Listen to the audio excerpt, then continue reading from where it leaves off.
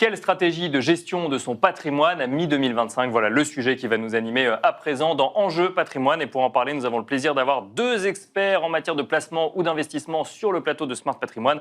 On a le plaisir d'accueillir tout d'abord Johan Derbyshire. Bonjour Johan Derbyshire. Bonjour. Vous êtes responsable des investissements chez Cara Capital et à vos côtés, on a le plaisir d'accueillir également Jean-François Flity. Bonjour Jean-François Flity. Bonjour. Vous êtes cofondateur d'Allure Finance qui a rejoint le groupe Astoria récemment. Alors on va essayer, messieurs, de comprendre comment investir dans le contexte actuel, quelles convictions de marché on peut avoir dans le contexte actuel. Et on va tenter de regarder un certain nombre de classes d'actifs ensemble et essayer de comprendre ce qu'on peut faire ou ne pas faire dans un contexte que moi j'appelle quand même de plus en plus incertain, fiscalement, politiquement, géopolitiquement, financièrement aussi. Un premier mot peut-être, alors avec vous Johan Derbyshire, sur l'immobilier en France, on va rester en France pour le moment.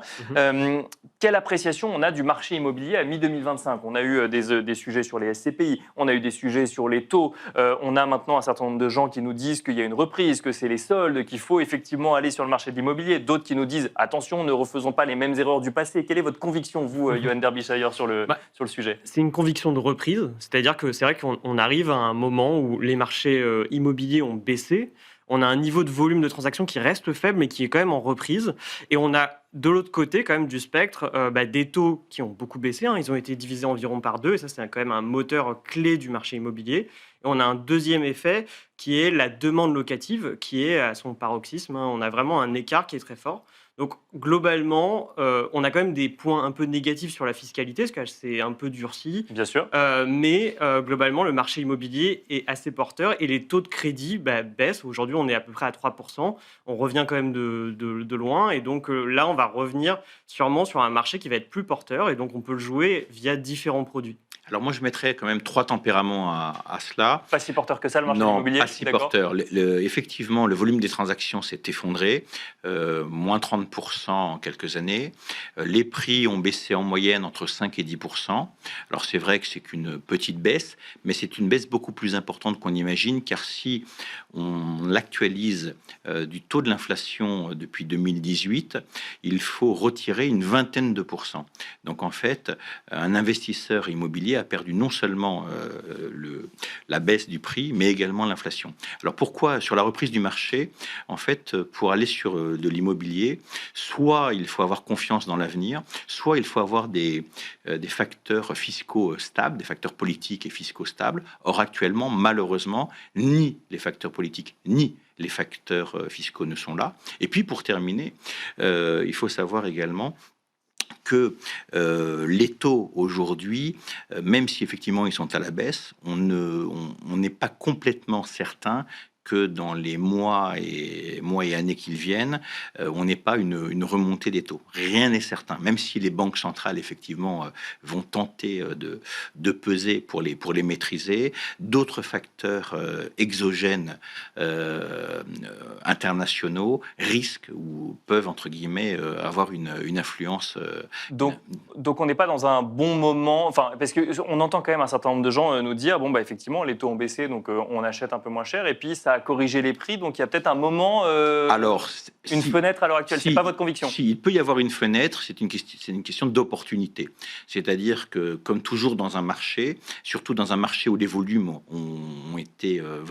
sont vraiment très réduits, eh bien, c'est à l'acquéreur, c'est à l'investisseur de saisir les opportunités, d'une part, d'être très sélectif, bien entendu, dans ce qu'il va acquérir, et puis, bien entendu, d'appréhender tous les facteurs, qu'ils soient financiers, fiscaux, pour avoir un investissement le plus pertinent possible. Johan Derbyshire. Alors après, ça reste un marché qui est assez complexe, et donc il faut sûrement jouer aussi la diversification. Il y a des véhicules qui permettent de le faire, notamment les jeunes SCPI peuvent être des solutions qui permettent de rentrer sur ce marché. Et elles, justement, elles sont assez agiles, elles vont vous accompagner justement dans cette diversification.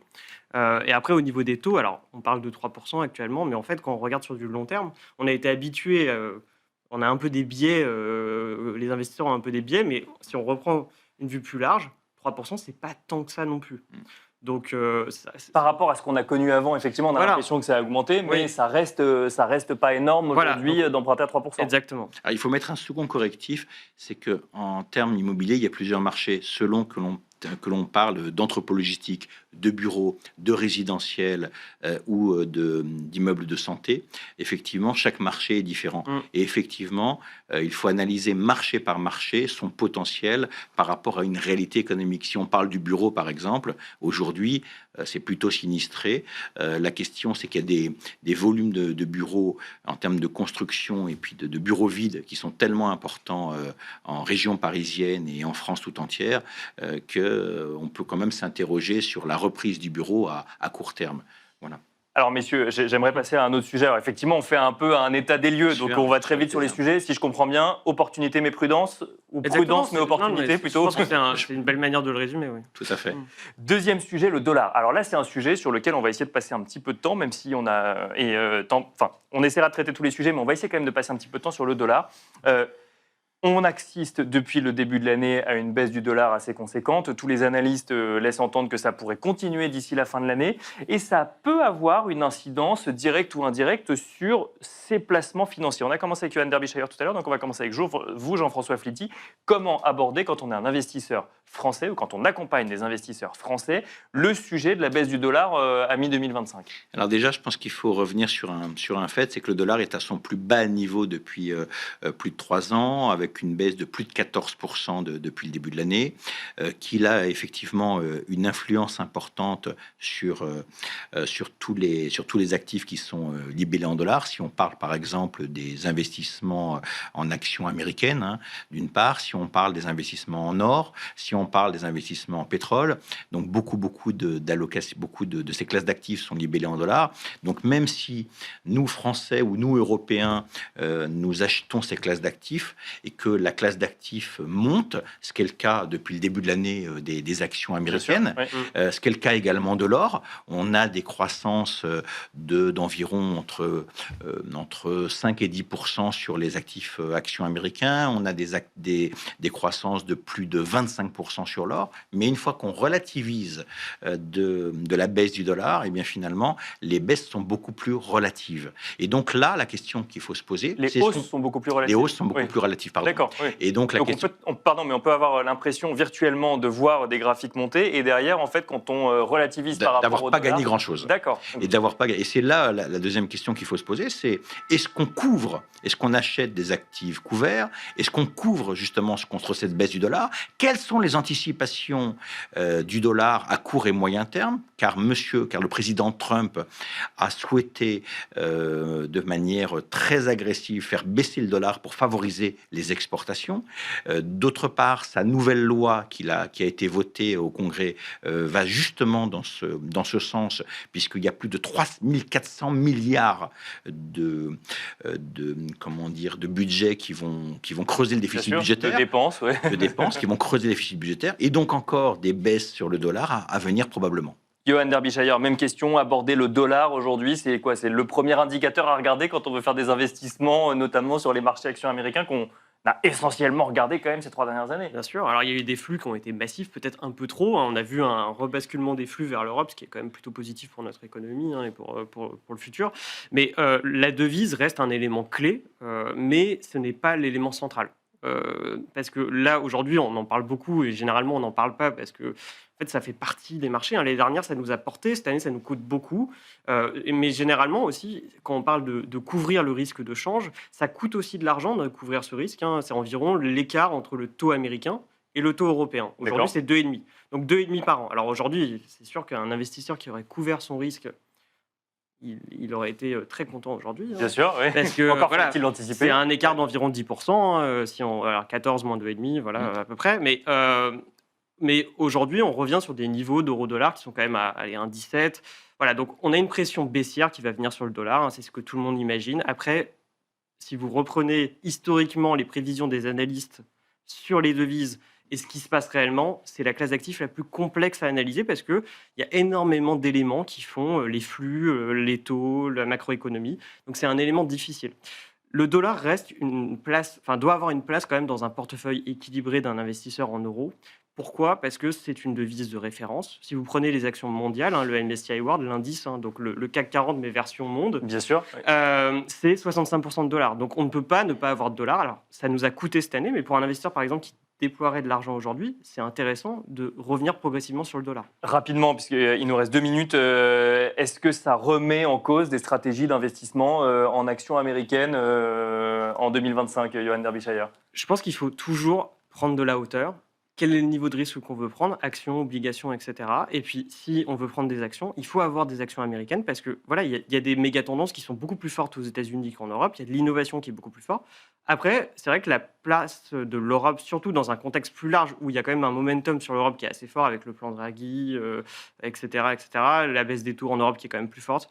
Peut-être que l'Europe peut prendre une place un peu plus importante qu'elle n'a été ces 10 dernières années. Alors Jean-François Fetti, ouais. effectivement, moi je suis tout à fait d'accord avec avec ce sentiment. Le seul bémol, c'est les niveaux de valorisation, d'une part, de certaines classes d'actifs, notamment sur les actions américaines. Alors effectivement, si on se place sur du moyen long terme, effectivement, l'économie américaine est une des économies les plus dynamiques, hein, et les plus innovantes. Maintenant, on n'est pas à l'abri dans on va dire à court terme, de baisses qui peuvent être significatives parce qu'il y a Sur les actions US. en tout cas sur les marchés de façon générale, parce D'accord. que l'été peut-être ou pas, comment dire, Il y a plus de volatilité. Oui. Oui, une saison volatile. Donc après, je pense qu'il faut être prudent, bien surveiller, être agile, bien surveiller son portefeuille, être bien conseillé pour être prêt à passer d'une classe d'actifs plus prudentielle et revenir effectivement sur le moyen long terme sur une certaine classe d'actifs américaines, d'actions américaines, effectivement, qui est très très pertinente sur le moyen long terme. Bon, on aura eu le temps de traiter 2 sujets sur les 4-5 que j'avais envie de traiter, mais si je retiens un mot également sur le sujet dollar, c'est effectivement prudence, mais ça ne doit pas stopper complètement des stratégies non plus, selon vous, Johan Derbyshire, si Non, je comprends bien. En fait, il faut reprendre son portefeuille, l'analyser et avoir 30-35% de dollars. C'est quelque chose qui, structurellement, sur un moyen long terme, intéressant. Est-ce qu'à court terme, voilà, il faut se poser des questions à court terme, mais à moyen long terme, avoir une Alors, phase de juste dollars. important, il va falloir 3 faire secondes. très attention à l'évolution des taux d'intérêt sur les obligations dans les semaines et mois à venir, puisque je pense que là encore, il peut y avoir des fluctuations importantes. Merci Jean-François Fetti, merci Johan Derbyshire de nous avoir accompagnés dans Smart Patrimoine, et quant à nous, on se retrouve tout de suite dans l'œil de l'expert.